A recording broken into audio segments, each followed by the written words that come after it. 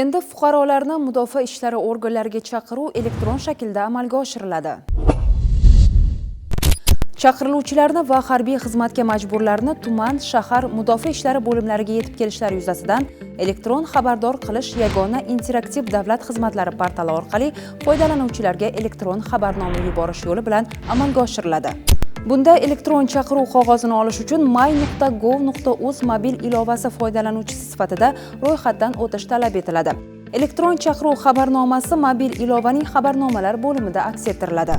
Ushbu xabarnomani ko'rganingizdan so'ng umumiy harbiy majburiyat va harbiy xizmat to'g'risidagi qonunga asosan hududingizdagi mudofaa ishlari bo'limiga belgilangan vaqtda yetib kelishingiz shart.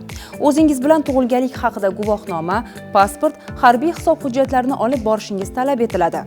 Eslatib o'tamiz, mazkur tartib amaldagi qog'oz shaklidagi chaqiruv qog'ozini berish tartibini bekor qilmagan holda sinov tariqasida yo'lga qo'yildi va u O'zbekiston Respublikasi Mudofaa vazirligi hamda O'zbekiston Respublikasi Raqamli texnologiyalar vazirligi hamkorligida amalga oshiriladi. Haftaning eng muhim xabarlari va sohaga doir yangiliklar bilan ijtimoiy tarmoqdagi sahifalarimiz orqali batafsil tanishib boring. Salomat bo'ling.